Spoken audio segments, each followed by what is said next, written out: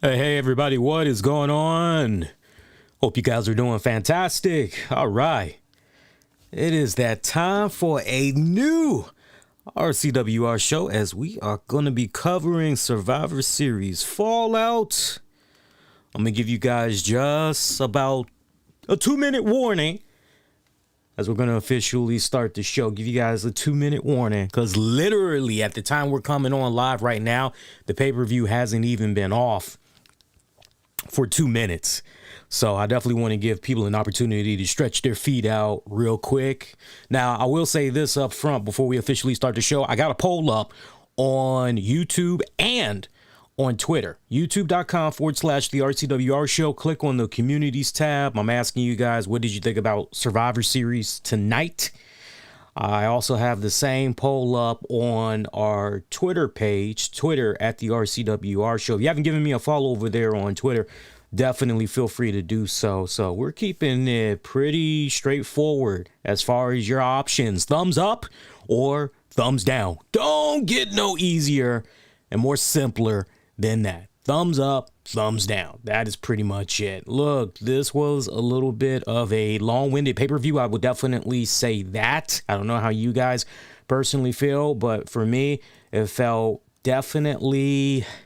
It definitely felt a bit long-winded and underwhelming, I would say, in a nutshell. But that's just some of the snapshots I have for you guys off the break in regards to this pay-per-view.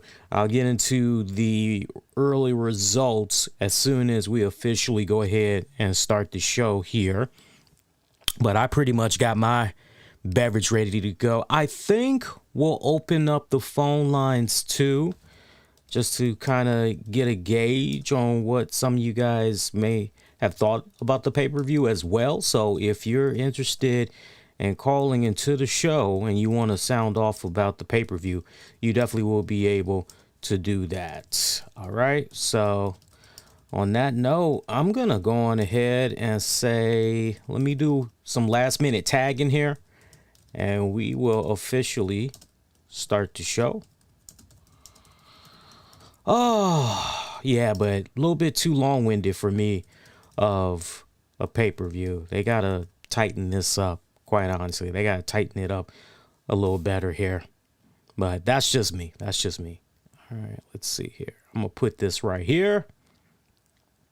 And let me make sure my audio recorder is set to go. I believe it is, but better to be safe than sorry. All right, where are we here? Audio test, 1, 2, 3. Yep, we are rocking and rolling. All right, y'all, let's go ahead and let us officially start the show here. For November 21st, 2021. Good Sunday night to you guys. Lee Sanders here. You're checking out an all-new The RCWR show covering all things wrestling, entertainment, and beyond since 2011. We are here for very good reason. Pay no attention to the sound. Just opening up a nice cold one here. We talking about WWE Survivor Series, as this is your WWE Survivor Series 2021 pay-per-view recap post-show.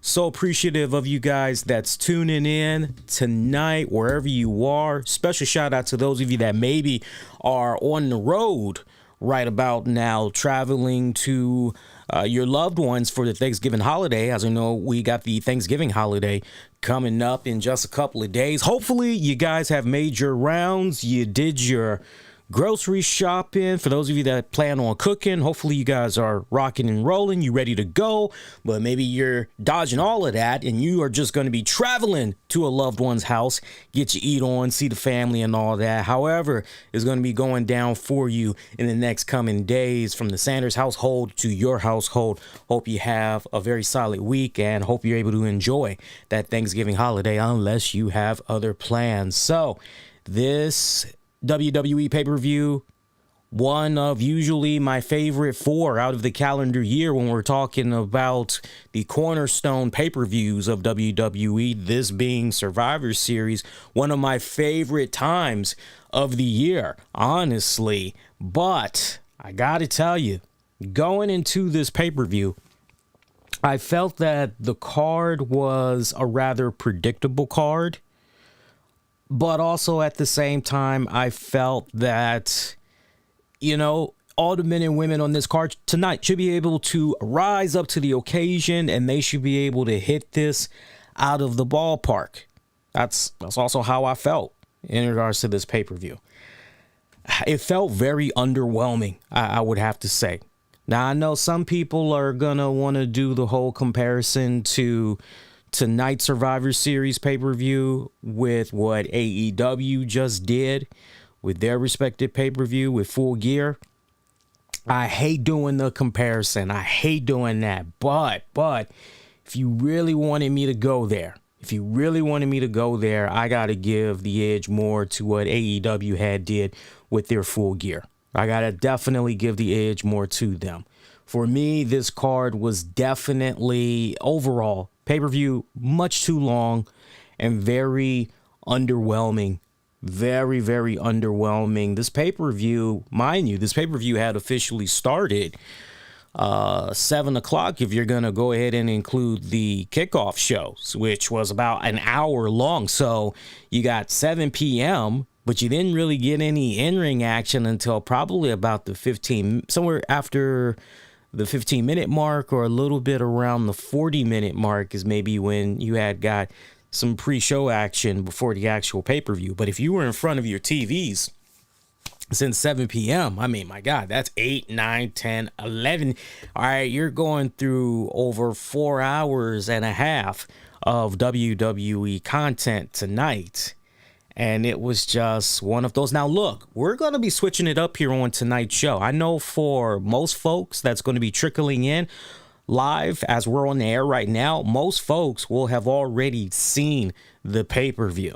So we're going to kind of switch it up a little bit tonight. And I'm not going to do the long, dragged out pay-per-view recap reviews. And, I'm not going to go over it like that. I am going to be boom, boom, boom, and I will spend several minutes in certain areas where it need be.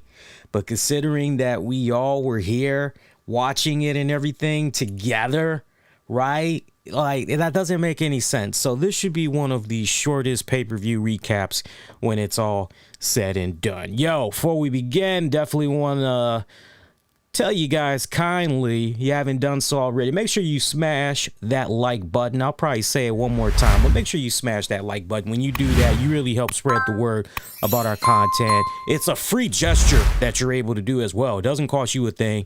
Really helps as far as a domino effect, letting other people know not just about this particular episode, but about our content in general. More eyeballs that can be on our product, the better our community can grow as well. So definitely do your part. And if you're going to be checking this out for on demand and on the downloads, definitely sound off, leave your comments. I've been doing an exceptionally better job responding to comments once the videos are in the webcast versions of the shows are in the books, or it comes to the audio, it's in the books. I've been doing a much better job reaching out to folks. Got the early polling results up so far for Survivor Series. Just a little snapshot for those of you that haven't voted yet, or maybe you're just tuning in. YouTube.com/the RCWR show. Click on the communities tab. You got your polling option that way, or hop on over to Twitter at the RCWR show and vote over there. YouTube, we go. Right now, 20% of you are giving Survivor Series a thumbs down. Meanwhile, 80% standing strong, giving Survivor Series a thumbs up. To Twitter, we go now. Twitter, we have very different on Twitter. 35% are giving the pay-per-view a thumbs up. Meanwhile, 65% are giving the pay-per-view a thumbs down. Very different results right here. We'll circle back later on into the show, but for now that you've heard what you've heard and you haven't cast your vote yet, cast your vote where you feel the results are more accurate with your overall opinion of the pay-per-view. So we did have a pre-show matchup. By the way, I don't know how it was for you guys in dealing with Peacock this go round. It all ties into the whole viewing experience of tonight's pay-per-view. I got to make sure that I stress this. So with about 25 minutes remaining until the pay-per-view officially began at 8 p.m. I went on Peacock via my TV, as I always do with these WWE pay-per-views or any wrestling pay-per-view. I get my TV ready to go and everything. Me and the missus, we had just got done watching some back-to-back episodes of Star Trek Deep Space Nine on Netflix and everything. We had just wrapped up the episode where Quark was in some type of a business. This was season 5. He just wrapped up some type of a arrangement with this guy, and pretty much Quark went into business with this man because his business was going under. If he didn't do something to bring in money for not just his bar, but he had to pay off some creditors as well, he pretty much was damn near getting ready to go bankrupt. And I won't spoil it, but it was a really good episode. So we had just got done watching that. I go ahead, I launch Peacock, I'm ready to go. Next thing I know, I get a notification that's pretty much letting me know, hey, if you want to watch the WWE content, blah, blah, blah, blah, blah, blah, blah, renew your membership. You know the message I'm talking about if you forgot to let it roll over, basically, right? You don't hit the auto renewal.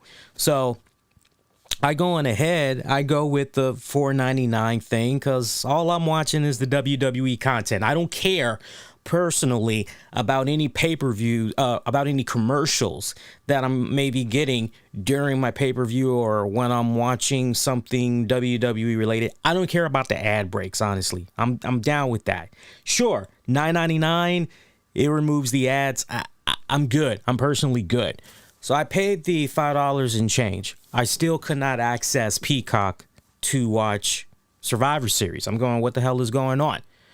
And what I mean by that is once I paid, I relaunched the app, I go back in, and I still have the freaking paywall that's letting me know you got to upgrade your membership. So I'm scratching my head. I'm wondering what the hell is going on here. So I back out of it on the TV. I then go on my Android phone and I launch the Peacock app and I try to pay that way.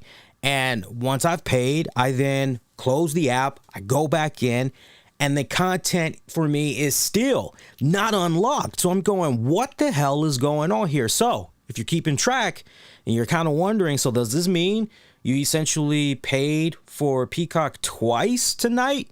Yes, I paid twice. I paid $5.29, not once, but twice, and I still could not access Peacock so I can watch the fucking pay-per-view.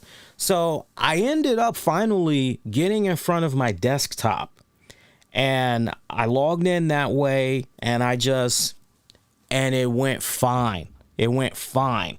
This go around, I paid for Peacock with my PayPal account because I have a PayPal balance, so I paid with that. And I immediately got in contact with Peacock on social media. I DM'd them and I told them what was going on. And they basically told me, okay, those charges that you got right now, nothing to worry about. It's automatically going to drop off in about 2 to 3 business days. Just wait that long and it'll automatically drop off. Sorry about that, but you're going to get that back.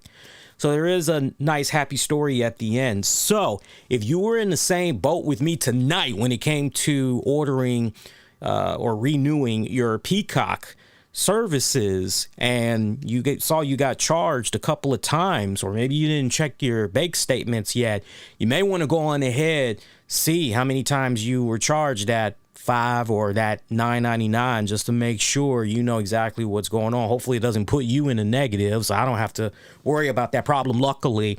But if you ended up having the same kind of scenario that I had, 1, definitely would love to know about it. 2, just take comfort knowing that charges are going to be reversed in 2 to 3 business days for you guys. So that experience was very nerve-wracking, very, very nerve-wracking. Did not see the pre-show matchup before the actual pay-per-view. We had Shinsuke Nakamura defeating the United States champion, Damian Priest. Yeah, Shinsuke Nakamura, the Intercontinental Champion, defeated Damian Priest, the United States Champion. Champion versus champion match. This was 9 minutes, 25 seconds. I sadly did not see this match. I sadly did not. Was looking for it. I kind of figured something was going to be going down, but I did not catch this. Now, just hearing these results and hearing that Shinsuke Nakamura essentially won via disqualification, me personally, I actually would have preferred it if Damian Priest would have won, but that's just me personally. To each its own, but that's just me personally. Now, during the pre-show, there was a hilarious development that came about, and I actually got to show you guys this image because it's a hilarious image, and it has to do with freaking Vince McMahon. So let me set this up properly for you guys. Vince McMahon shows up in a limousine, his trademark limousine. He shows up. And, once he gets out, he's greeted by a decent amount of WWE talent, wrestlers and all that. And they're all surrounding him, wondering what's he doing there. And they're giving him a nice little rah, rah, rah chant and all that good stuff and everything. They're happy to see him. So Vince McMahon pulls out this nice little surprise. And what is it that we see? We see this big, huge as I don't know what, golden egg. It's a big old golden egg. And we're just looking at this and we're just going, okay, so it's a big ass golden egg. Okay, well, right on. And man, I'm telling you, that image, and I'm getting ready to show you guys the image right now of it, is just so hilarious because you're thinking to yourself, okay, obviously this costs McMahon a lot of money to come across. I would imagine all the releases that had came down this year, this is pretty much how our boy McMahon was able to acquire this egg, right? He freed up so much capital as a result of all these releases, including what had just went down 2-3 days ago, that our man was able to get this big ass golden egg. One of the first things I thought about when I saw this big ass golden egg was I literally was at Target earlier today. This isn't a long-winded story. Just stay with me. I was literally at Target earlier today. I was looking for some Christmas ornaments for the tree. I was looking for a couple of more. And we went, me and the wifey, we went down the aisle, looked at some stuff, yada, yada, yada. And then we see the candy section. Yeah, this is at Target. So those of you that love going to Target, you guys can definitely confirm this. And you see these big ass Reese's peanut butter cups. These things, I apologize for those of you that's going to be listening to the audio, but that's why it pays to check out the webcast version. But you guys see this notebook, this little notepad that's in my hand here. This was like literally the size of one Reese's peanut butter cup. And then they had a second one in the package, and it was and they went like $12 for it. So you're seeing these big ass Reese's cups. They got big ass Kit Kats, big ass, it was ridiculous, right? So I'm looking at this egg personally, bringing it back home. I'm looking at this egg personally that Vince McMahon is showing off and everything. He's kind of acting like this is a super Jesus superstar moment for him or whatever. But I'm looking at it, I'm going, okay, well, let's break that son of a bitch open and let's see what's inside. What kind of candy do we got in there? Because to me, it looked like a big ass Cadbury egg. You guys ever eat that? The little Cadbury egg? Especially during the Easter time, and you got that trademark commercial that's running around. Buck, buck, buck, buck, buck, buck, buck. You got the one trying, meow. And you got the freaking tiger, roar. Or is it the lion? I think it's the lion. It's actually a lion. And the lion's going, roar. Right? Just crazy, man. Just freaking crazy. All right, let me see if I can actually show this image to you guys so you guys can see what I'm talking about. For those of you that didn't check out the pay-per-view here. I actually may have to save this. Let me try saving this. Let's just call this Vince 1. I'm going to save this as Vince 1. And then let's go back in here. And I now should be able to. Yep, there we go. Okay, so you guys are about to see it on your screen right now. In 3, 2, and 1. And there's your image. Just get a look at that. For those of you that did not see the pay-per-view. Look at this. This is just fucking hilarious as I don't know what. Right? I like this big ass freaking gold egg he's showing off. And, when I first heard about this, the first thing that clicked in my mind was, oh, shit, we're about to have us a running gag for the rest of this pay-per-view, unfortunately. You can see that right now. And sure enough, that was exactly the case with this freaking egg. We might as well get this stupid shit out the way, because it was shit like this that honestly was just... I don't really care about this. Come on already. Let's just get to some really good in-ring action and all that, right? So we get that little carrot during the pre-show. Then we're reminded during the actual pay-per-view, for those of us that didn't watch the pre-show, we're reminded basically of, hey, this is what you missed during the pre-show, McMahon, right? So one point we see McMahon talking with Roman Reigns, because Roman Reigns pretty much helped himself into McMahon's office. And we see what's going on the other side and everything. Vince has Roman sit down and he's just finishing off some paperwork or whatever. And he says to Roman, you notice it? What do you think? What do you think? And Roman's going, I don't know what you're talking about. And we see that there is the egg inside of the a glass case now. McMahon made sure he had that egg. He's very, very proud of this egg. He made sure that this egg was chilling in a nice little case, glass case, nice transparent looking case, right? Kind of like one of those, it almost reminds me of, I think I've shown you guys this before. I don't know if I have. I have it right here, actually. He kind of did it like my Brett Favre football. I have, feast your eyes on this. This is a Brett Favre. Let me just see what's going on here. This is a Brett Favre signed football that I had got as a Valentine's Day present, actually. I want to say it was either this year or last year that I had got it. So Vince McMahon pretty much had the egg in one of these type of cases. And once he tells, and that's a signed Brett Favre ball, by the way. Officially, that's a signed Brett Favre ball. So McMahon tells this little fun story basically of how he got this golden egg from The Rock. And how The Rock costs 100, or the Rock, not Rock, not Dwayne The Rock Johnson. I'm talking about this freaking gold egg Rock. Basically, it's worth $100 million. And he talks about how, look at where Dwayne The Rock Johnson was when he first came into WWE, how he was just so destined for greatness and everything, and all the great success that's come for The Rock and what's happened for him post-wrestling. And Roman Reigns is just sitting back, kind of sucking on his teeth a little bit. He's looking a little bit perturbed. He's looking like, okay, you're pretty much bringing me in here, boosting about some other guy. What the hell?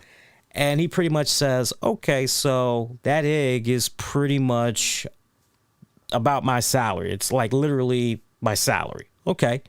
And McMahon's like, exactly. So Roman just pretty much nods his head and he walks off. That's pretty much it. And you're like, okay, cool. Stay with me now, because this meets its proper conclusion, at least for tonight. Later on during the night, McMahon, we see him again. This go round, he's chatting it up with Sonya Deville, Adam Pearce.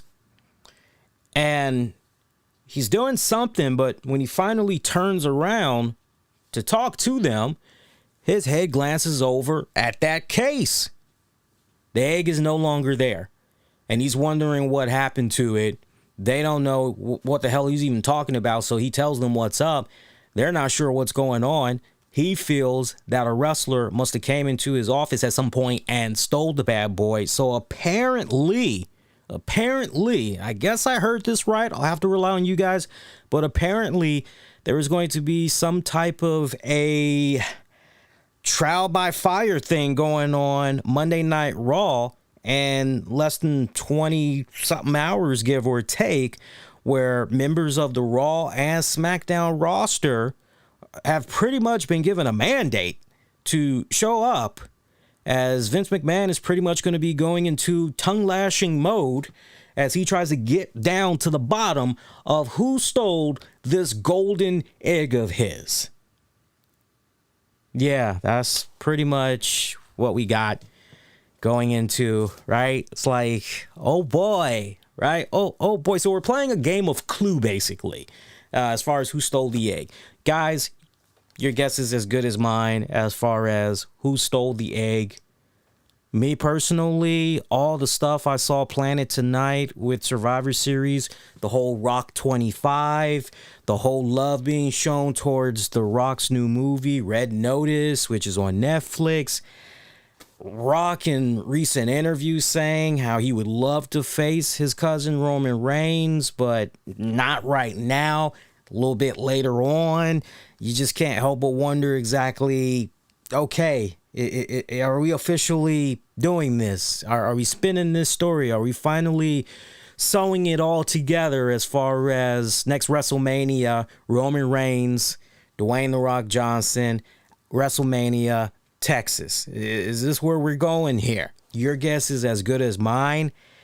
Still kind of early, but if you were to just kind of pick my brain off the break, you want to put me on the spot and ask me, are we going to be seeing a position come about where we're going to find out who was responsible for stealing the egg?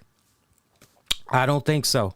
I don't think we're going to find out anything Monday night or on this coming Friday's Smackdown. I don't think we're going to find out anything. I think ultimately what may end up happening, I wouldn't be surprised if Vince McMahon decided to go the route where he delegates the investigation to Sonya Deville and Adam Pearce and pretty much gives them a certain period of time to figure out who stole this golden egg of his. Otherwise, I wouldn't be surprised if he says something along the lines of, look, you got until the next pay-per-view. So whatever the next major WWE pay-per-view is. I don't think it's going to be an end of the year type of deal. I just wouldn't be surprised if he just says to them, look, you got until blah, blah, blah to find my shit. You don't find my shit by then, I'm having one of you all's jobs. That's part of the pay-per-view, folks. I know we probably lost a couple of viewers on that, but this is part of the pay-per-view, so you guys got it, whether you like it or not.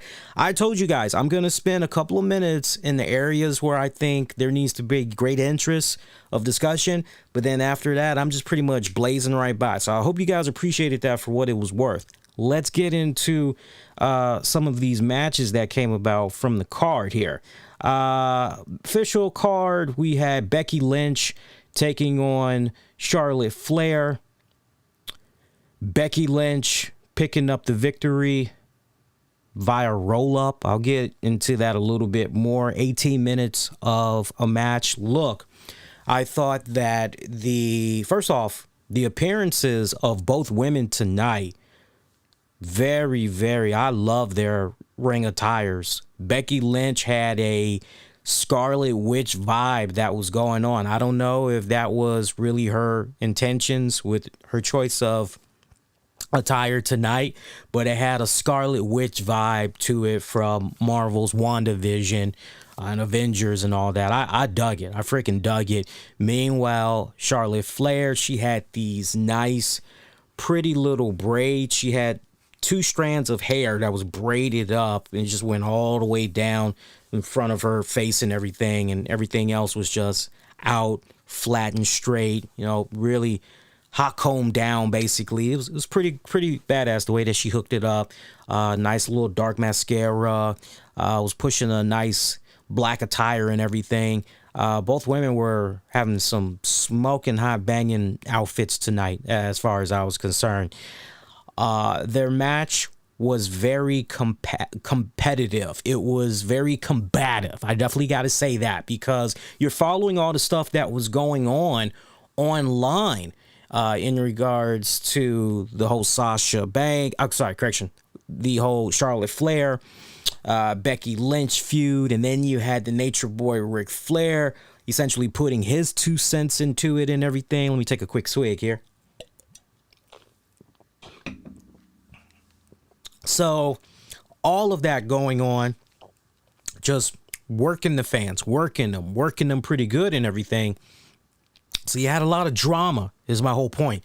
You had a lot of drama that was going into this. And if you're a fan, you're paying attention to all of this stuff that's going on online and in interviews and all that, you're going, man, as far as anticipated matches of the card, this is one you can really sink your teeth into, because these are two of the absolute best that's going head to head here. And I love the fact that when this match opened up, these girls are just on top of each other, just beating the holy you-know-what out of each other. I love the fact that they pretty much were just, I'm not waiting for the bell. I'm not going to just be standing in some corner over here while you do your little showboating, and then I get introduced. I'm going to do my showboating, and then the bell's going to ring, and then we're going to circle around each other, and then we're going to do maybe a little test of strength. Maybe we're going to do a series exchanges of arm drags and takedowns, quick counters, do kip-ups, and then we're looking at each other across, standing there, and the crowd's going, this is awesome.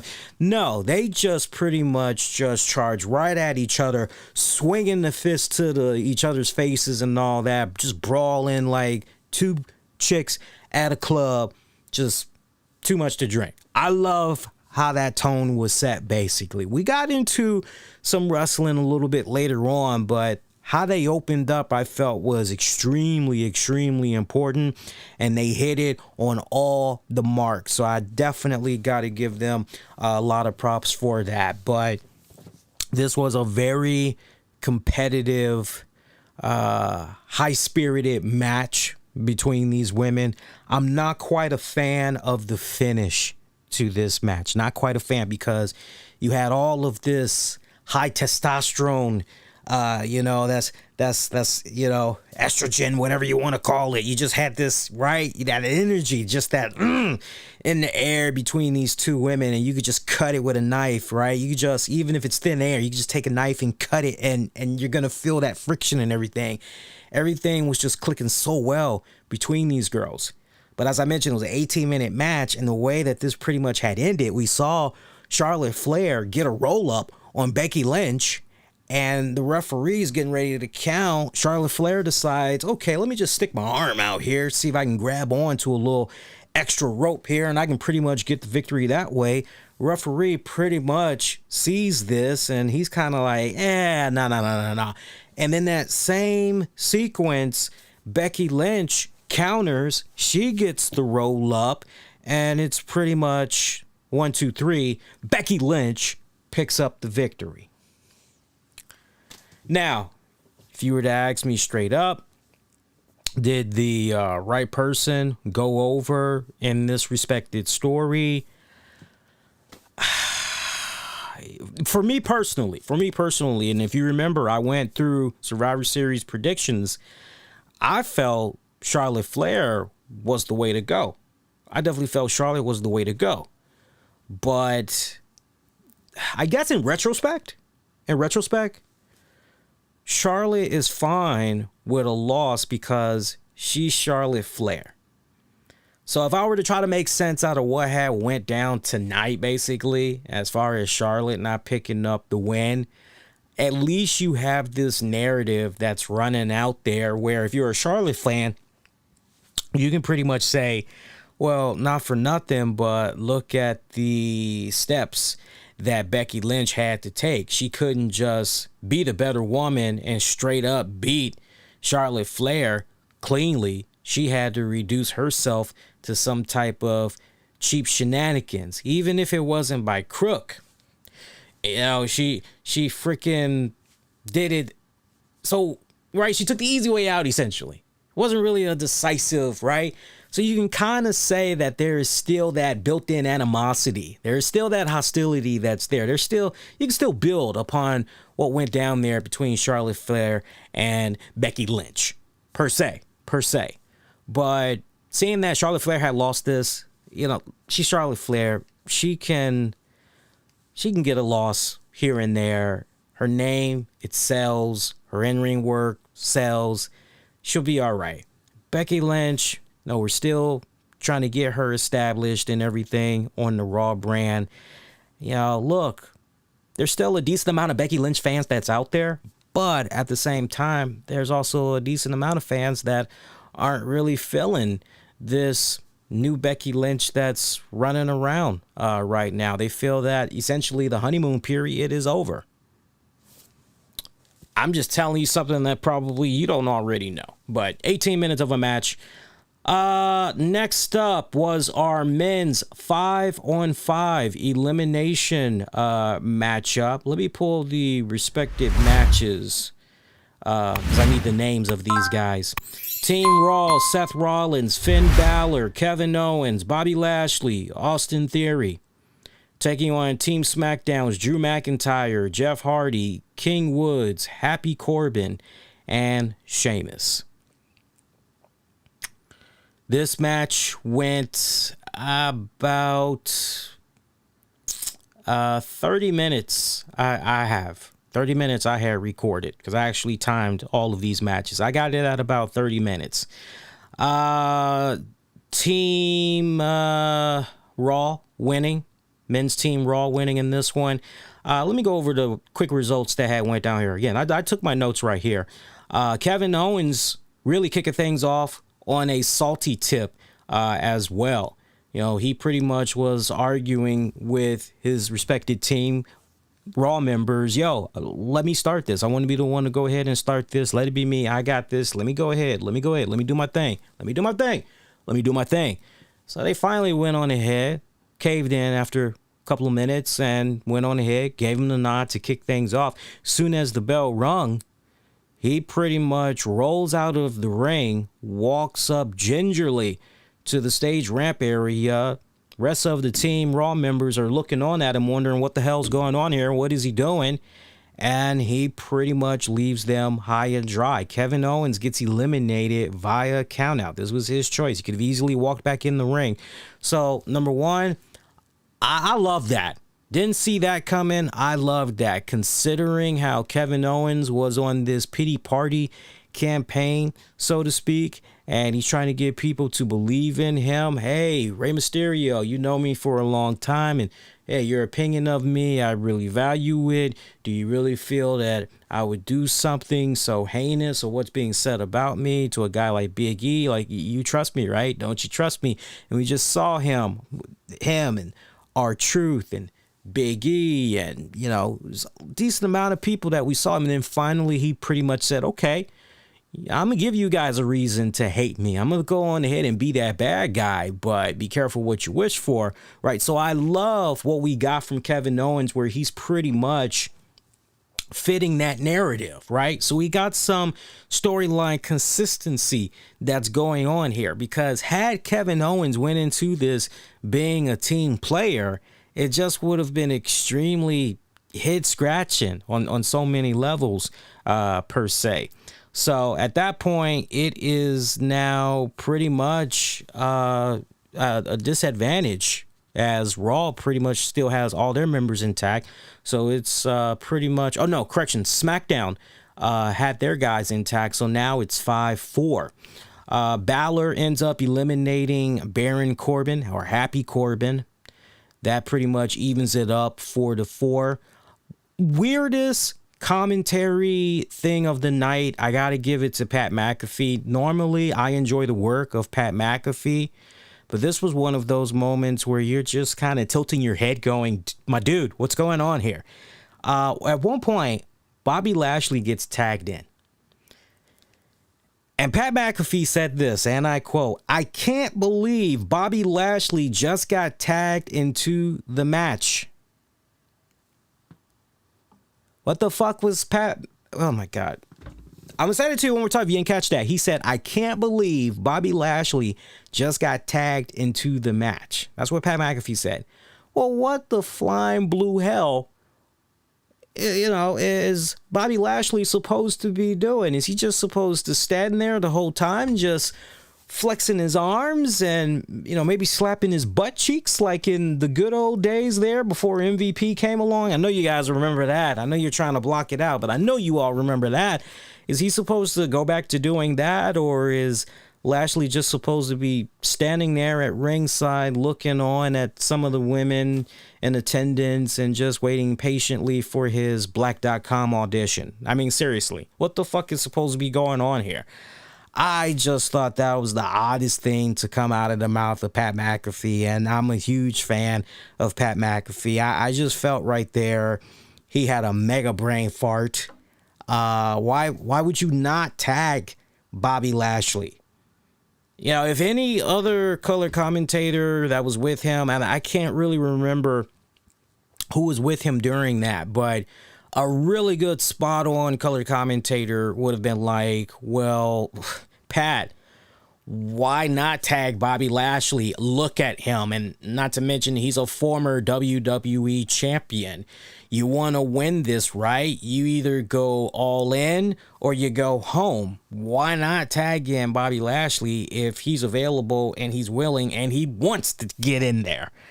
That would have been my whole, that was just kind of weird right there, but to each its own. So Bobby Lashley gets in there eventually. He gets an elimination on King Xavier Woods. He takes out Xavier Woods via the Hurt Lock. We now have Drew McIntyre and Lashley. They're going at it. So almost here a feud renewed. So I like that little nod that we got right here between McIntyre and Lashley and everything. And remember when we had that series of months where Drew was chasing after Lashley, and the end result was, okay, Drew, you don't get this W here. You don't get the championship. That's it. Long as Lashley is the champion, you cannot compete for the WWE championship. So as long as Lashley is holding on to it and everything. So I like that nice little built-in history there. It was kind of nice seeing those guys go at it again. Felt good. It actually felt good seeing them going at it. You know, they had some pretty good chemistry for what it was worth. Now, both men renewing their feud, take the action outside of the ring. They're brawling. Apparently, the referee is counting them down. These guys are not able to get back into the ring in time, sadly. And as a result of that, our guys get counted out. So it's a double count out for both of these guys. These guys get eliminated. Lashley continues to slug it out with Drew McIntyre. McIntyre comes right back with a big, strong Claymore kick, sending Lashley out of the ring. Seth Rollins is enjoying everything that's going on, and he's just laughing his ass off. He's doing that trademark.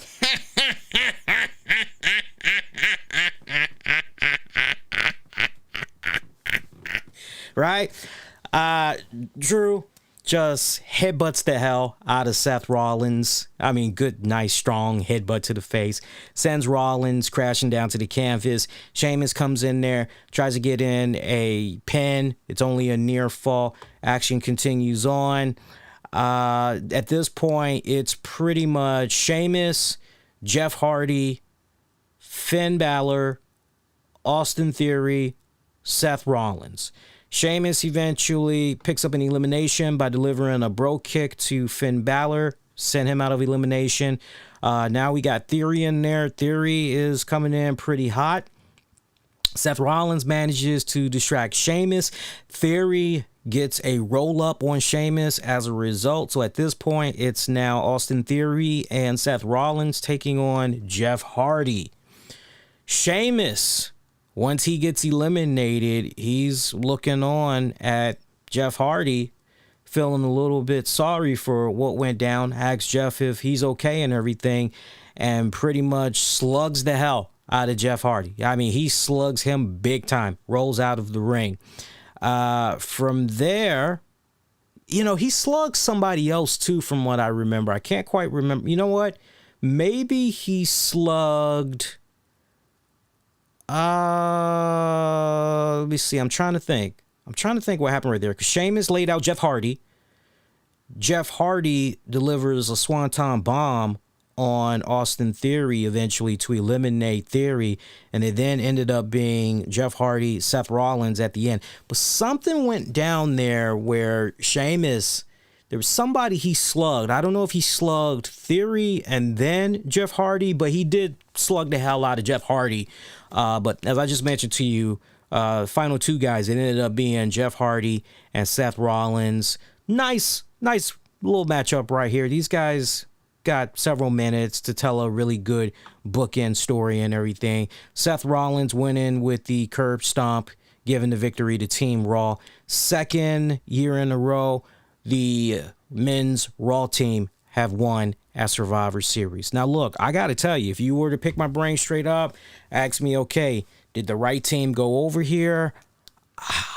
I personally felt that with the way things were going with the storyline here, it felt as though it made more sense actually for Team Raw to lose to Team SmackDown. And the main reason why, as I mentioned when offering predictions, I felt that looking at the storyline on Raw was, okay, so you take out the Mysterios, father and son, you take them out of Team Raw, and it seems that we have this power-hungry thing that's going on with Adam Pearce, and he's got some type of animosity, some type of hatred towards the Mysterios all of a sudden. Like, what is this a result of, right? So you're kind of following that. And for me, I felt, well, you know what? What badass way to put a nice little, okay, look what happened, Adam. This shit obviously blew up in your face. What would have happened had Mysterios been in there? Would the end result still been the same, or would it have been drastically different? We'll never really know. So I like that whole narrative of Team SmackDown picking up the win and then going in the Raw. Mysterio's kind of, you know, hey, Pierce, hey, see that men's 5-on-5 didn't work out so well for you. So at least you could have continued to build on that story, because it feels like this is going somewhere. I don't know if this is going towards a Mania match between Pierce and Rey Mysterio, but that's just, and I've been saying this for a couple of weeks now, way before it really started picking up some steam. So your guess is as good as mine as far as what potentially is going to be going down at this point, you know, between Pierce and Mysterios. But that particular storyline, I'm kind of going, okay, so now what? Now what? So that's my take. Some of you guys may say, nah, you know, Lee, the right team actually went over. I'd love to hear your thoughts. If you feel otherwise and you think that, no, the right team went over, I'd love for you to explain your reasoning why. Want to welcome those of you that are tuning in live. Hey, you know, make sure if you haven't done so already, you're definitely making it be your business to hit that like button. When you do that, it really helps us out as far as content recommendations go and all that good jazz. From there, our 25-man Battle Royale match. Omos picking up the victory here. This went about 11 minutes. Your participants that were in this one, by the way. Your participants were... hang on here. Your participants for this one was Omos, Drew Gulak, R-Truth, Otis, T-Bar, Cedric Alexander, Chad Gable, Eric, Humberto, actually, hang on. Yeah. Ivar, Jinder Mahal, Shelton Benjamin, Angel Garza, Shanky, Mansoor, Robert Roode, Dolph Ziggler, Sami Zayn, Commander Aziz, AJ Styles, Apollo Crews, Angelo Dawkins, Cesaro, Montez Ford. Those are your participants, and Omos was the one that picked up the victory in this. I felt that as far as your final four went, I felt that it was either going to come down to what's his face? I felt it was either going to come down to AJ Styles, Omos, Montez Ford, T-Bar. I know T-Bar is so freaking random for you guys, but believe it or not, there was actually a decent amount of people that were rooting for T-Bar. They actually were rooting for T-Bar, and I think this was honestly a case where a lot of people had saw some of the work that he's been doing in recent weeks, and they felt as though, you know, for what it's worth, it seems that the NXT Dijakovic is starting to come back, and so fans were very excited as far as T-Bar's future and everything, and I don't blame people feeling that way, honestly. That's kind of the direction I was going myself. But I felt it was too close to call for me to go with a decisive victor. I just felt between those four guys, one of those guys for sure was going to win it. Now, I tell you what, I miss the AJ Styles elimination. And I thought for sure when we saw Omos was declared the winner, I thought for sure AJ was going to do something there where he was going to try to not only congratulate Omos, but pretty much have Omos lead the way to going outside of the ring. And then pretty much from there, go on ahead and fucking throw Omos out of the ring and pretty much kind of say to him, you know what? You still got a lot to learn, basically. That's the direction I thought that was going to be going down. So kind of weird that it didn't end up happening that way. But you know what? It is what it is. Hey, by the way, I want to welcome those of you that's tuning in. I see we got a couple of more people that had trickled in.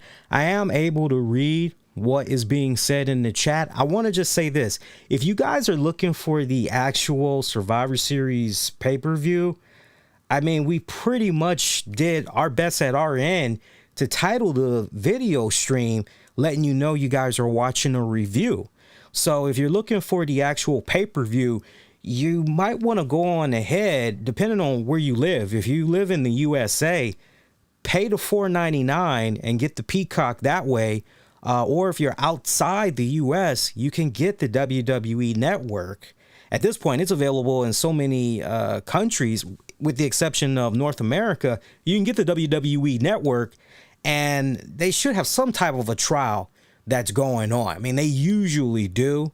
But then again, with Nick Khan and a couple of new people in play, I don't know what's going to be going on outside of your country as far as a free trial. But that's pretty much how you're going to be able to get all the lowdown on what all you had missed, right? We're not doing the full-blown, but we're pretty much doing the bullet points, and then we're pretty much going to open up the phone lines, get reactions from those that have saw the pay-per-view. So, yeah. I see everything that is happening. Don't just think because I'm right here that I'm not seeing what's going on in the chat, because what you guys are seeing on your screen right now, I'm actually looking at another screen that shows me a boatload of comments when they come in real time before you guys are actually able to see it pop up on your little display screen chat on the side here. So it's kind of like a 60-second delay, basically. Let's keep rocking and rolling, though. As far as Omos picking up the win, I was okay with this. I did not mind Omos. It's obvious that the powers that be in WWE, they really love them some Omos. I've been singing the praises of Omos for some months now, and I'm telling you, this whole pairing between he and AJ Styles, I'm really, really loving it. And I love the fact that, not for nothing, but think about this, especially if you've been fans of Styles and Omos, I love the fact that this could have went in another direction. Think about that for a second. It could have went in the direction that I'm talking about, as far as AJ Styles pretty much pulling a fast one on Omos and throwing his ass out of the ring, and AJ kind of essentially telling him, yo, you got a long way to go.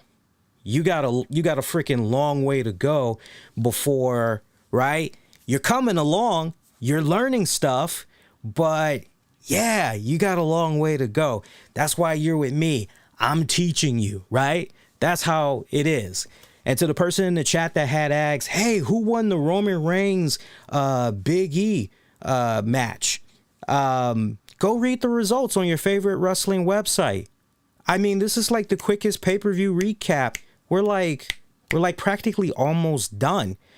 I could easily come on here and I could just go, this person won, this person won, this person won, this person won, this person won. That's it. It's over. Subscribe. I could easily do that. But that's like, come on, really? So if somebody in the chat wants to help the guy out that just asked who won so-and-so, you guys can go ahead and respond to him. I'm going to have the chat screen hidden for now until we actually get to that match and I talk about it and everything. But Omos going over in this one. This was the smart move because you've seen how WWE has been giving Omos opportunities here and there. And he's been stepping up and he's been crushing it as far as I'm concerned. He continues to crush it. He's still very green in some areas. His footwork is getting better. I definitely will have to give him that. His footwork is getting better. I remember there was a time where his footwork, it seemed as though he had cinder blocks for shoes. He was moving around so clunky in the ring and everything, but he's really coming along. He really is. And I know some seeds were planted a couple of months back where kind of seems as though maybe AJ Styles and Omos are maybe gonna part ways. And I just feel that there's so much more that these two guys can do as a cohesive unit. And there's so much more that Omos can learn from AJ that just ride that out for what it's worth. And, they seem to really complement the hell out of each other extremely well. Omos really comes off as if whatever AJ is suggesting to him and everything, he really seems like he's taking it to heart, and it's showing in the ring and everything. And in a day and age right now where you're looking at the main roster and there's only but so many big men that's in the WWE right now, and I like the comment of Omos is just another great Khali. As far as being a great Khali in terms of size, and the mobility, yes, I can see that. However, you still have to give the edge more to a guy like Omos. And the last thing I'm going to do is come on here tonight and that whole he shouldn't be in WWE, this person shouldn't be in WWE.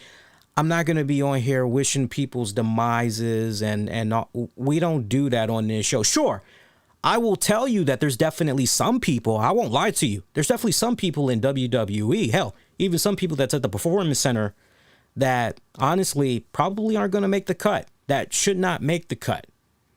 But it's not my place to be here saying this person needs to go, this person needs to go, and that like some dictatorship. Like, I'm not going there. Anyway, 11 minutes, 25-man battle royal, just the right amount of time. They pretty much were in and out. Love how they did that. Tag match, Usos, RK Bro. Went about 14 minutes. RK Bro picking up the victory. Randy Orton with a RKO out of fucking nowhere to one of the Usos. I forget which one was the legal man, but pretty much eliminating them. Look, this was a nice tag match. I gotta actually give it up to all four men in this one. They clicked extremely well. Riddle was in here and he had some pretty good, nice spots. Definitely got to give it up to Riddle. Definitely some really good spots in here. How can you go wrong when you got a young up-and-comer and Matt Riddle sandwiched between three in-ring veterans that, hey, we got you covered. We got your front and your back. You're going to be all right. Yo, you in good hands. And the Usos and Randy Orton. You can't go wrong with those guys in the ring. You're going to have a fucking bona fide match. You know what I'm saying? You're going to have a bona fide fucking match. And that's exactly what had went down here tonight. Just the right amount of time that went into this match as far as I was concerned. Not too short, not too long, just right. It was actually just right of a match. I'm just trying to think about some more stuff here in regards to this match. For what it was worth, I thought the ending for this match, the timing of it was just right as well. Both teams look good. I think now going forward, the biggest the biggest problem that you have with these respected tag teams going forward is, can we now put them in a really good position where they have good competition, right? Because these are two respected tag teams, champions at that, for their respected brands. So can we now put them in a better position where they're getting better competition? And at the same time, we really got to try to elevate the men's tag division more, because it's kind of lacking right now. We see on the Raw side of things, there's a little bit of stuff that's happening. There's a little bit of development that's going on, whereas SmackDown, it's kind of, and everything, right? Right? So can't wait to see what's going to happen from there. But nice little match. Good end result. No problem with that. And at this point, Raw 4, SmackDown 1. Got to give WWE a little bit of credit this year. They didn't continue to pester us like they did with last year. It's 1-1. It's now 2. It's now 3. Would have been nice, but yeah, to the point, like the commentator, as far as I can recall, they didn't even mention numbers. If they did, I didn't catch it because it was just so nonchalant and everything. But they didn't give us any scorecard joints. They pretty much were just going right into the next match and everything. And I think that's kind of smart when you are setting it up that way, because if you're really trying to let it be about the storytelling in the ring, right? You're trying to let it be about the matches. I'm okay with that. Next up, Raw Women taking on the SmackDown Women. Team Raw Women taking on the Team SmackDown Women. 5-on-5. By the way, we got a Xia Li video package. Xia Li coming soon. Your 5-on-5 women's elimination match. Participants in this one, representing Team Raw, Bianca Belair, Rhea Ripley, Liv Morgan, Carmella, Queen Zelina, taking on Team SmackDown's Sasha Banks, Shayna Baszler, Shotzi Blackheart, Natalya, and Toni Storm. First thing, I got to give it up to those that were at the Barclays Center. I know that we've got reach in the New York area, as we've been at this since 2011. Matter of fact, we just celebrated our 10th anniversary last weekend. So for those of you that may be a little bit new, definitely welcome. And I would definitely suggest you guys go and check out that 10th anniversary show when you get a chance. But in the 10 years that we've been on the air, as far as our outreach goes, and we definitely got love over there in the New York area. And I got to give a shout out to those that were at the Barclays Center. They definitely represented.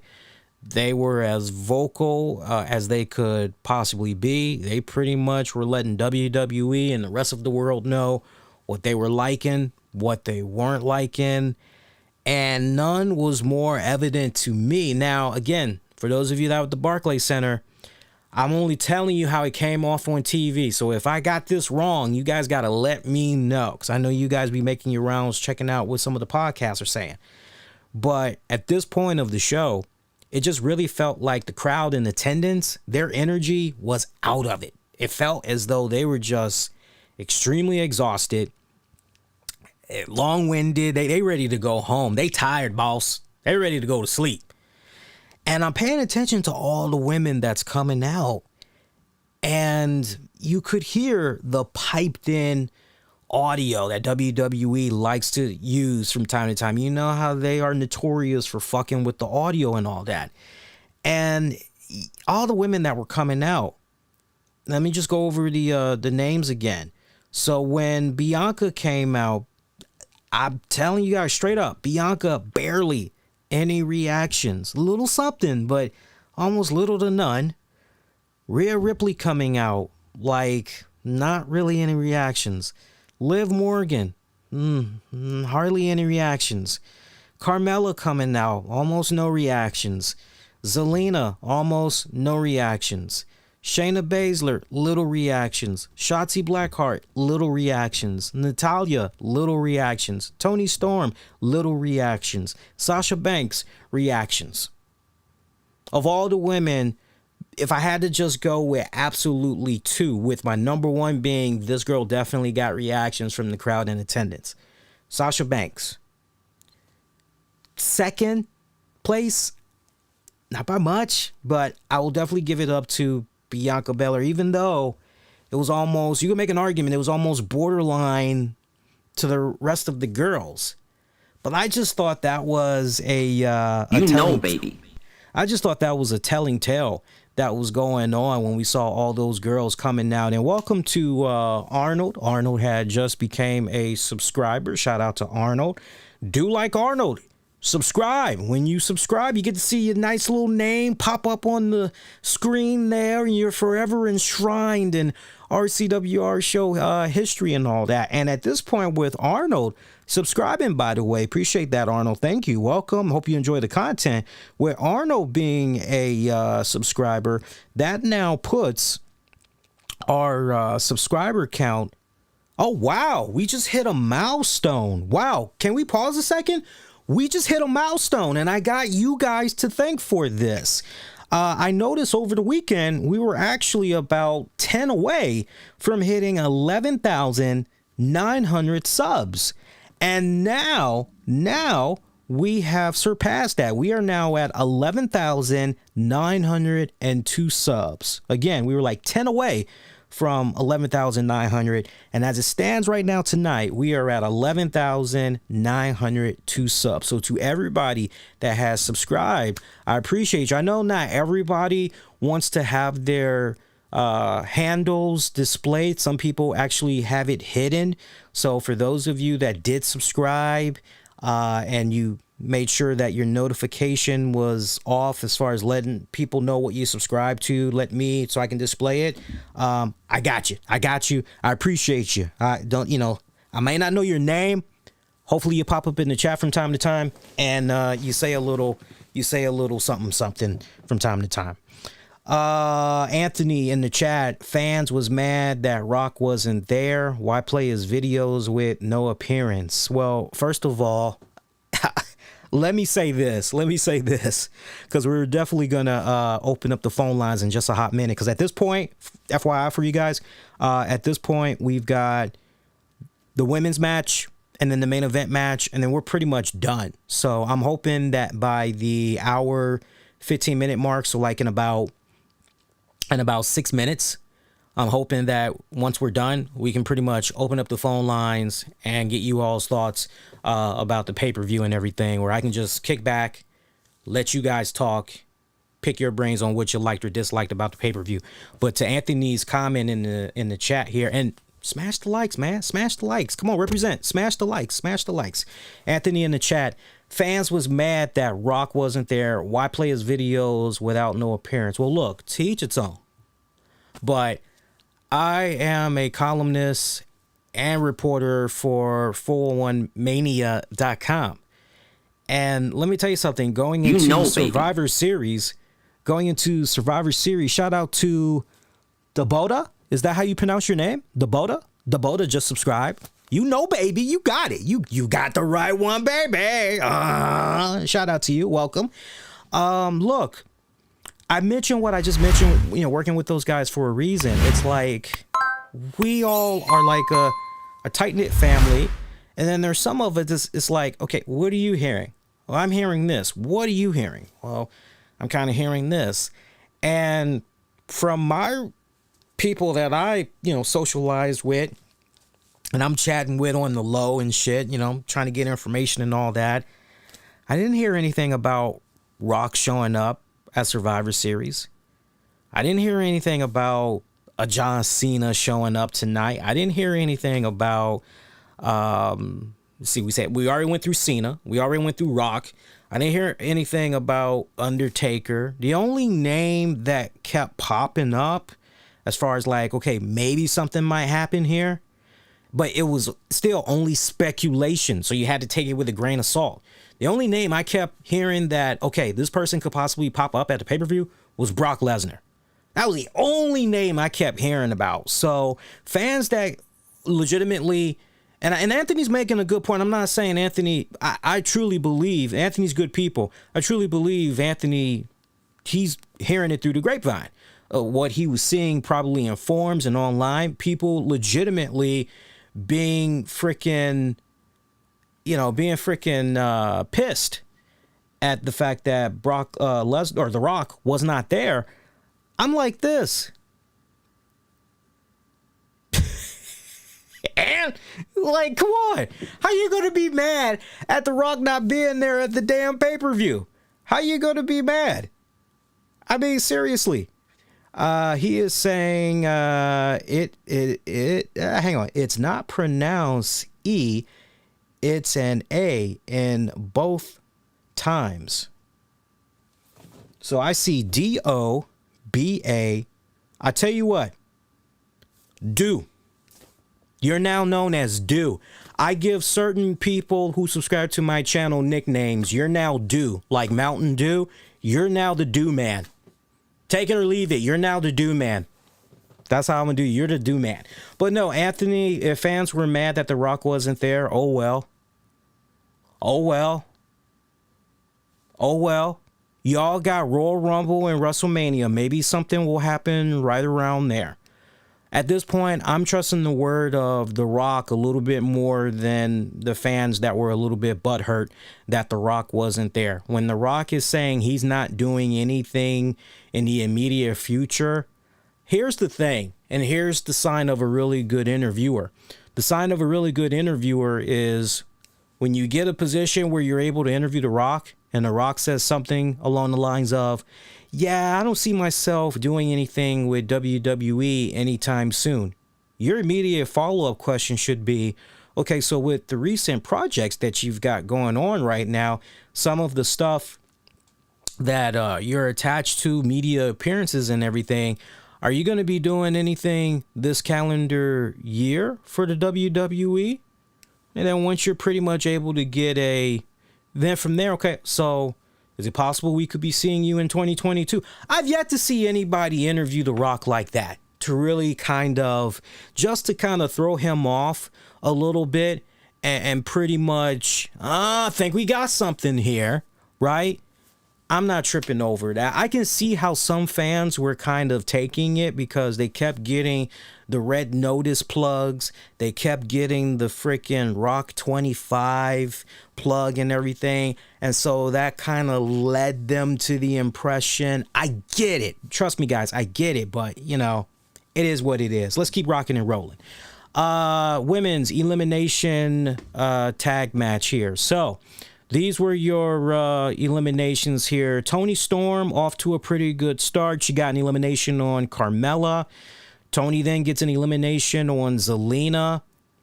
Liv and Toni Storm go at it. And ultimately, Liv wins that by ultimately eliminating Toni Storm.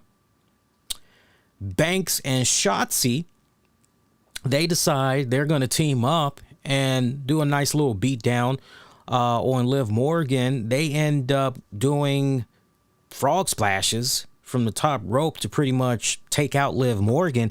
And once Liv Morgan got taken, I got to tell you something. Once Toni Storm went out and once Liv Morgan went out, the fans, you could hear it. It wasn't unanimous, but out of 100%, it was at least about 60% of fans groaning and actually booing. So they pretty much lost the crowd right here. And I got to tell you, most of this match, up until we saw Sasha Banks and Bianca go at it, fans were just pretty much sitting on their hands. But once they saw Toni and Liv go out, they were like, yeah, nah. Rhea Ripley gets eliminated by Shayna Baszler. Then you got Bianca taking on, at this point you have Bianca versus Shotzi, Sasha, Natty, Shayna, because it ended up like you looking at the Team Raw side, all them girls had pretty much just got eliminated except for Bianca. So Bianca's pretty much now just with odds like that. How can one person truly? And they pretty much, the way that they did this, they pretty much had Bianca go Super Cena here. And they had her somehow go through all of these other women. And I just, look, man, I thought that was just bullshit. I love Bianca Belair. I'm a big fan of Bianca Belair and everything. But even the most hardcore Bianca Belair fan has got to be saying, yeah, nah, you know what? That's some bullshit. No. And the fans weren't really liking the end result when they had saw that Bianca Belair had won. They weren't booing Bianca, but they sure as hell weren't jumping out up and down unanimously cheering Bianca Belair on. So, look, I felt personally with this elimination match, they fucked it up. I really felt that they fucked it up because what really should have been going down right here, remember, we got to go back to the predictions joint, right? The prediction special that I did, what was it? When did I do that predictions thing? It was Saturday. We were just here Saturday, and I did the Survivor Series predictions. So it didn't get any better as far as real time, dealing with all the matches that we had at that point when we were doing the show. I told you guys, I said, you know what? We just got Toni Storm, who's now been getting into the face of Charlotte Flair. She wants to challenge Charlotte for that SmackDown Women's title. Right, so we got that nice little cat and mouse game that's going on right there. That's on the SmackDown side. But then when we flip the script and we go over to the Raw side, we see what's going on with Liv Morgan and how she's chasing after Becky Lynch. She went up to Becky Lynch straight up, woman to woman. Yo, what's up? And Becky Lynch just pretty much scoffed and walked on by her like a Carly Simon song goes.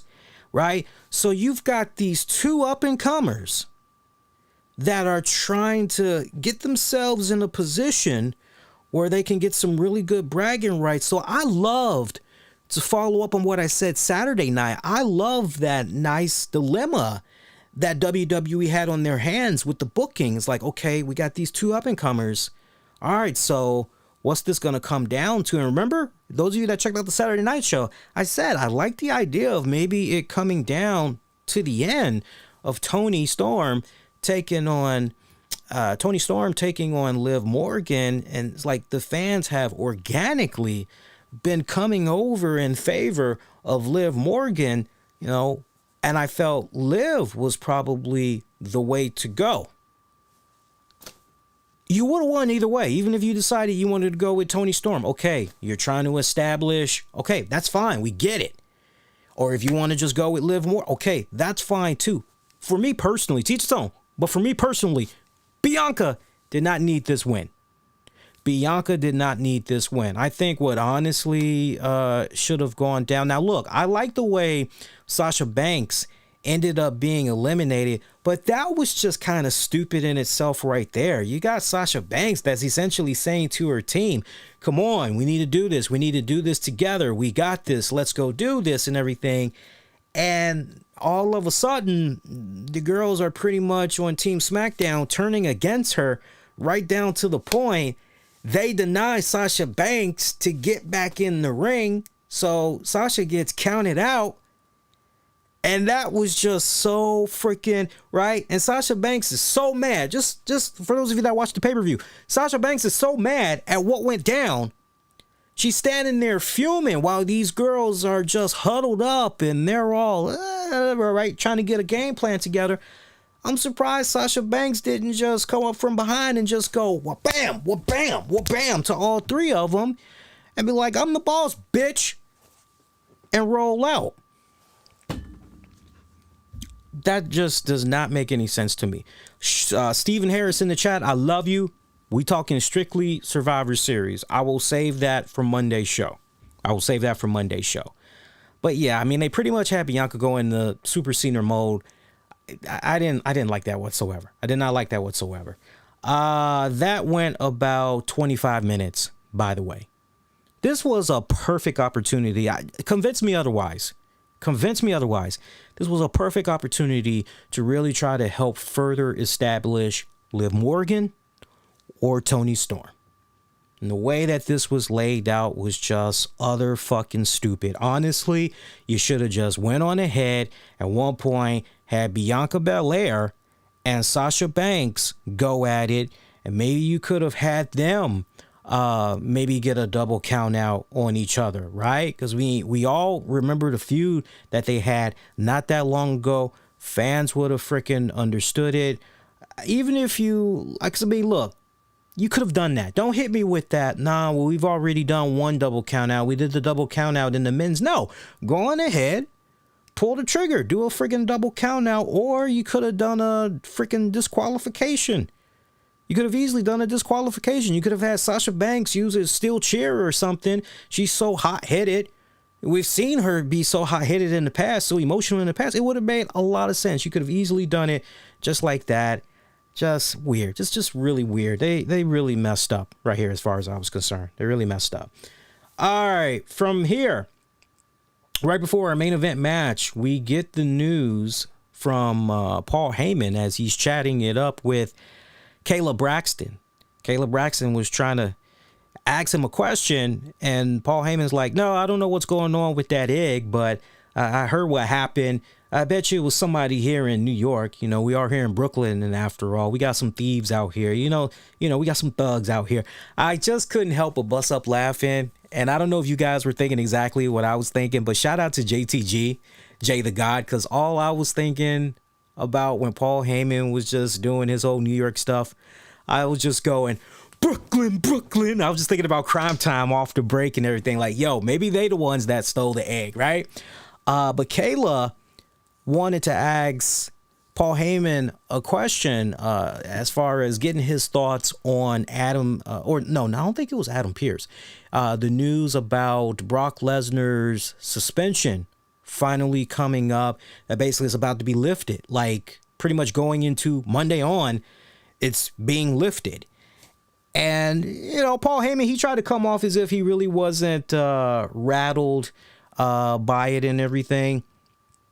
But, you could tell he was. And then I like the way he spun it, because he said something along the lines of, well, you know what?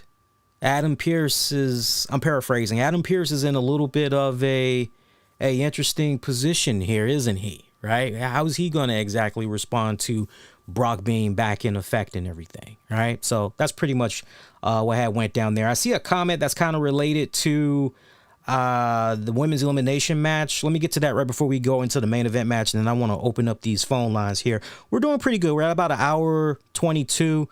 We should be done in a hot minute once we get done talking about the main event match. After Becky winning, Flair and Liv having a mediocre elimination, there's no way you can have Liv has any chance against Becky. Well, look, in a nutshell, when you continue to do bullshit booking, like what had went down tonight, yeah, it's hard to try to establish new stars.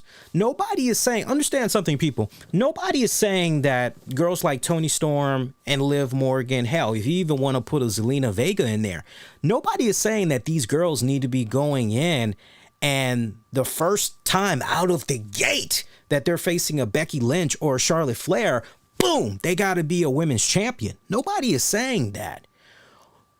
What the majority of the fans are saying, what the majority of the fans are agreeing as far as the idea, okay, let's really build up these new girls, because remember, it wasn't that long ago we saw how the women's division on the main roster between Raw and SmackDown, we saw how hurting, how crippling it was when we didn't have a Charlotte Flair for a hot little bit. We didn't have Sasha Banks. Remember that? Not that long ago. There were so many girls that we didn't have. And it was like, okay, who's going to step up? Who the hell is going to step up? And I tell you what, man, you had that period of time where Bayley and Asuka, they were putting out some of their best work up to that point in their respected WWE careers. But that result of what was going on with that women's division at that point, that was a result of, see, this is what happens when you're not taking the time out and properly building up the rest of your undercard to eventually bring them up to the level of where you got this respected tier of talents. So nobody's saying that these girls need to go in and they got to be champions off the break. Just do your best to build them up, tell some really great competitive stories, book them in a way where they could potentially be, considered a legit threat, and then pretty much go from there. And tonight was a prime example of how little is being considered and thought about for these two girls, especially on the Toni Storm standpoint. I can't tell you, I was interacting with a decent amount of people in the Discord, and a lot of people just felt, okay, if you can't even give Toni Storm a rub right here, the hell is the point of even having her on your main roster? Should you maybe just put her on the future endeavor list next? Next match, let's go. Roman Reigns taking on Big E. Raw champion taking on the Smackdown champion. These guys went a little bit over 20 minutes. Solid main event match. Great way to close it out. Most of your reactions, your energy and everything, definitely these guys got a lot of love. Barclays showed these two men a lot of love. And this was a pretty good matchup. I got to give it right here to both men. It was extremely good. I love how hard-hitting of a match this was. I'm not that sure about the ending, though. The ending, to me, felt like these guys were starting to run out of time, and maybe they were being told, yo, you got to bring this home already. Come on, let's go, wrap it up. So it definitely felt a little bit rushed. I know, right? I just told you guys it was about a 22-minute match, and yet the ending felt a little bit rushed. If you didn't see it, you just got to go back and see for yourselves, but it actually felt a bit rushed in my book. I love the fact that we had Roman Reigns deliver not one, not two, but three Superman punches, and how Big E just kept getting up. Right? He's just powering through. He's getting up and everything. I love that. I freaking love that. I was looking for some type of shenanigans in this match, as far as Usos coming out and helping their boy out. But then Xavier Woods maybe coming out, and I don't know, maybe Riddle, because technically Riddle is a honorary New Day member. You know, maybe they're coming out and try to help out or whatever. But I like the fact that all of that was just, no. We're just going to let it be about these two alpha males slugging it out in the ring. Let's let it be all about them. I love that. Reigns winning makes all the sense. Hate to tell you, but when you got a really good thing that's going on, you don't really want to mess that up. You just don't. Think about it from this standpoint. You've got Roman Reigns, who has held on to this Universal Championship for 400 and something plus days or whatever, right? I mean, that's a long time. And you really gotta cherry pick when you're gonna have Roman Reigns lose a one-on-one match. If you're going to maybe have him lose via DQ, or you're going to have him lose via countout, okay, sure.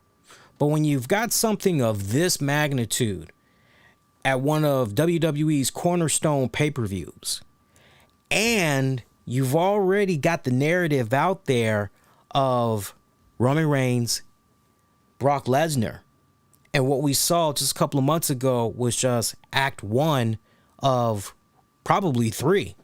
I would not be surprised if you were to tell me these guys are probably going to be going at it, if not at the final pay-per-view for WWE this calendar year, if maybe at the Royal Rumble, and then maybe one more time these guys go at it at WrestleMania. Depending. That's if Rock's in the picture or not, right? It's still a little murky right now, right? You feel me? So I like the fact that we went on ahead and we actually had Roman going over right here. It makes all the sense in the world as far as I'm concerned. If I had to go in a different direction, or maybe I could have just done some type of fuckery, maybe I would have gone in the direction of Bobby Lashley and Big E. Maybe I would have gone in that respected direction. Because remember, one of the last times we had saw Bobby Lashley, before he got all engulfed into that feud with with Goldberg, before we saw that stuff that was going on with Bill Goldberg, Lashley was laser freaking focused on, I can't believe I lost this damn championship. I got to do everything in my power to get this damn championship back. What the hell? And remember, one of the last times, because I'm actually looking at Bobby Lashley's matches right now as we speak. And let me look here. Hang on a second here. Bobby Lashley, what was the pay-per-view where Bobby Lashley lost the WWE Championship? It looks like it was at, let's see here. Give me a second here, guys. Am I reading this right? Monday Night Raw. Yeah, Monday Night Raw. Looks like it was for the WWE Championship, okay? But that was a no contest. And then you had the WWE Raw from September 27th. Big E became the champion. He defeated Lashley cleanly in the ring. That was your steel cage. Yeah, that was your steel cage. And then you had the WWE Live Super Show on October 3rd. Big E retained. And then you pretty much went into Crown Jewel. And then you had a couple of WWE live events. I'm just going through the card here. Yeah, it looks like those were pretty much some live shows that they pretty much were doing for the Raw side. So you technically could make an argument that Bobby Lashley never really got his one-on-one match against Big E for the championship, right?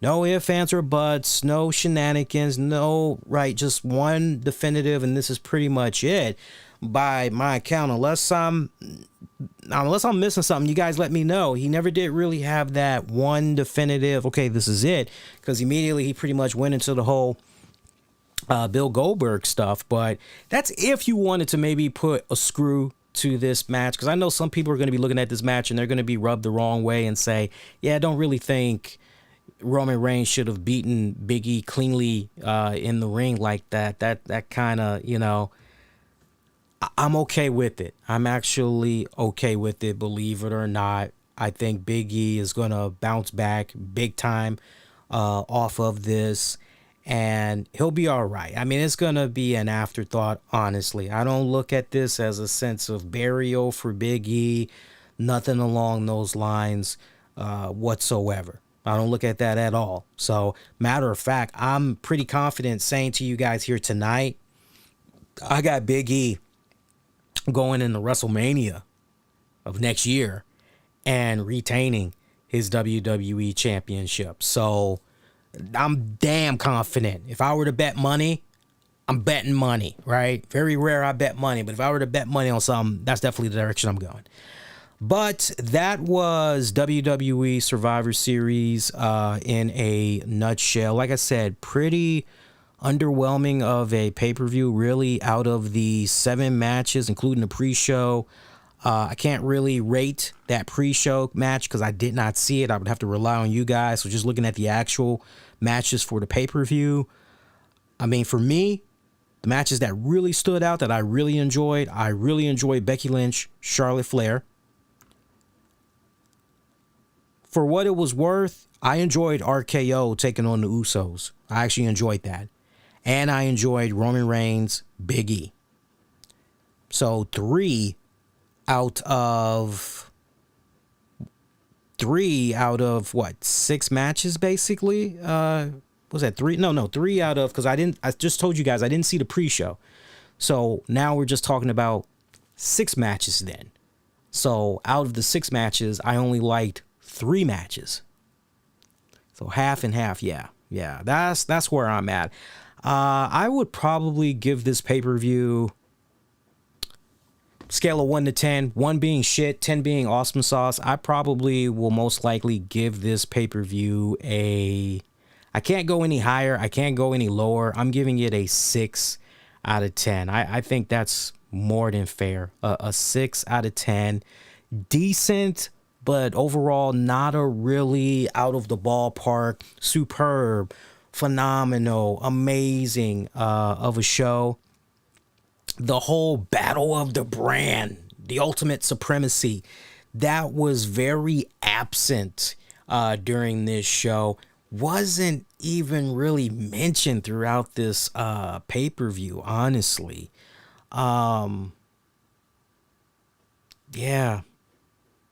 Yeah, not enough. Not enough as far as I'm concerned. And right down to the point, if you guys are a little bit curious, what was the end result? Raw won. They crushed the hell out of SmackDown. It ended up being 5-2. 5-2 SmackDown's way. So, yeah. Let's look at the polling results. And then I definitely want to open up the phone lines. Let's go to Twitter here. Let's see what you guys are saying via Twitter. All right. Twitter. 35%. It's grown more, but it's standing strong. 35% of you are giving Survivor Series a thumbs up. Meanwhile, 65% of you are giving the pay-per-view a thumbs down. Meanwhile, let's go to YouTube here. And remember, you can cast your vote over there on YouTube by clicking on the Communities tab. YouTube.com/the RCWR show. Click on the Communities tab. We got a tie. We got a tie right now. There are those of you that are giving the pay-per-view 50% thumbs up.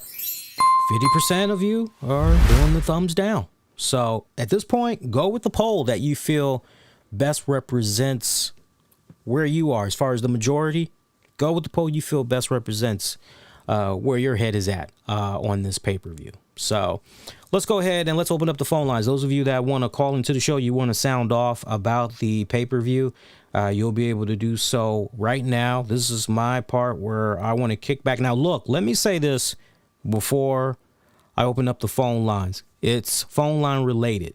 Make sure that once you see the phone number in the chat and you decide you want to call into the show, you got to mute however you're watching me right now, your tablet or computer, whatever you're watching me on, you got to put that on mute and just be listening to me on your phone, because otherwise you're going to create reverb, this whole surrounding echo, and I'm not going to be able to make out what you're saying and all that, right? Be as concise as possible, straight to the point. Right? If you got a question or comment, I don't mind shooting the shit, but try to get right into it. Okay.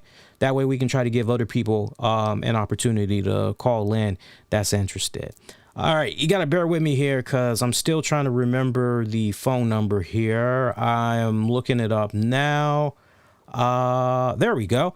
All right. So the number to call is area code 240-301-5. Well, actually, correction. 240-718-4251.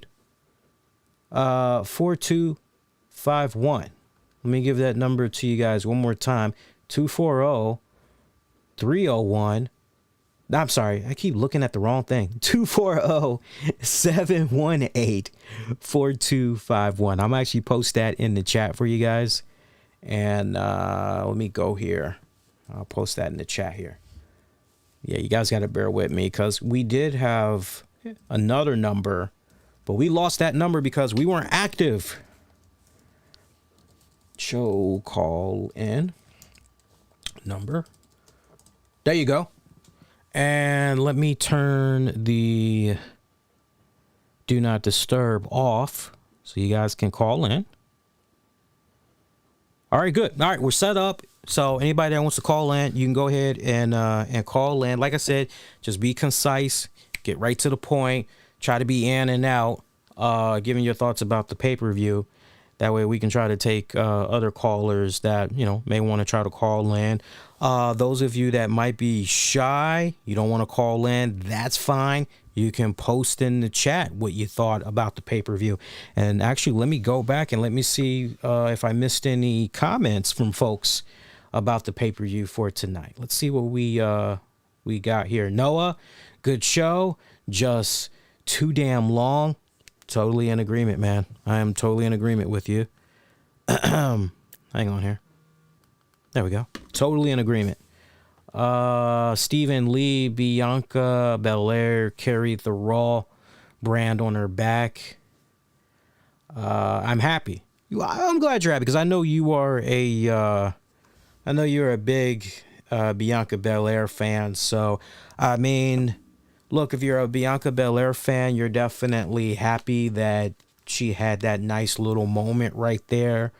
But at the same time, you know, if you're also paying very close attention to what's going on with that women's division, you can't help but say to yourself, man, you look at the storylines that we've been seeing with some of these girls these past couple of weeks, and you know, you understand where WWE is trying to go, but with what they did tonight, it was ass backward thinking. Right? So on the one hand, yeah, you can definitely be happy for Bianca, for sure. But on the other hand, you're going, well, you know, we really didn't do anything right here. It's sad.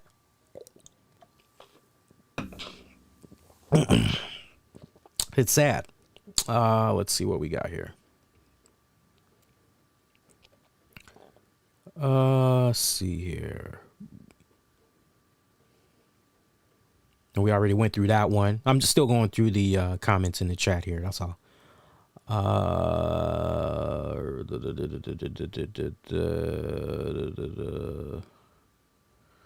Steven, I'll get to your comment that you made earlier about Triple H. We'll get into that on Monday's show. We'll get into that on Monday's show. Wasn't trying to be dismissive earlier. It's just it doesn't fit the theme for tonight's show. That's all. It just doesn't fit the theme for tonight's show. Okay. And all right, so I am caught up. I am caught up on the chat, so that's actually a good thing. All right, so those of you that want to call in, numbers in the chat, you can definitely call in, or you can just post your comment in the chat. And while that's going, I'll buy you guys just a couple of more minutes. I'll definitely give you guys some quick programming notes, though. One, we will be live Monday night, November 22nd, after WWE Raw goes off the air. We will cover Raw Fallout. We'll also get into some wrestling headlines. It honestly should be a really nice, good short show. We should pretty much be in and out. So we'll do that. We're also going to have a NWA Power Show. We'll be coming at you guys with that on Tuesday. Wednesday, business as usual. So, like, look, when it's all said and done, Monday, Tuesday, Wednesday, this week, this Thanksgiving holiday week, business as usual as far as the shows go. So tune in. We're going to be going out strong as far as November and all that. By the way, I got to thank the many of you. I was checking out the numbers for the podcast this month on demand and on the downloads, the audio format. So many people have the misconception that, you know, we're just strictly webcasts, but the heart, as far as when we officially began the show, we started off strictly as a internet radio show / podcast. You know, we were like a call-in show. Yeah, so the audio stats I was looking at for the month of November, and I saw that the numbers were really good. They were as strong as what we did in September. So to those of you that's been representing all this month of November and you've been checking out the shows, thank you tremendously. I really, really appreciate the love that you guys have been showing. And let's end the month of November strong, going into December and everything. So good shit right there. Okay, so we're good. Honestly, nobody wants to call in. Nobody wants to post anything else in the chat. I am fine with that. We can go ahead and stick a fork in it, as right now we're at an hour and 44. Let's call it. Show is done. So at this point, I want to thank you guys for staying up a little bit extra late with me. For those of you that maybe got work in the morning or something, doctor's appointment or whatever, thank you for tuning in live, checking out the show. Thank you for the interaction. Shout out to everybody that was in the chat representing. Shout out to everybody that has been subscribing this weekend, that subscribed during the show. appreciate that. Those of you that's going to be checking this out for on demand, you're going to be watching the stream on demand. Let me know what you thought about the pay-per-view overall. You agree with a lot of the points that I made? Sound off? What would you give the pay-per-view overall? Sound off? Definitely, I want to hear from you, especially from those of you that were at the Barclays Center. I definitely want to hear from you guys, get you all's thoughts about the pay-per-view, being in live attendance and all that. Be kind, rewind, check out previous episodes you might have missed on demand and on the downloads wherever you get your podcasts. We are on pretty much all the platforms. Shout out to our sponsors. Check us out on patreon.com/RCWR show for more great content. Till next go round, Monday night after Raw. I am wishing for all of you guys to be safe, and most importantly, be kind to one another. I will see you guys next go round. Peace, y'all. Take care.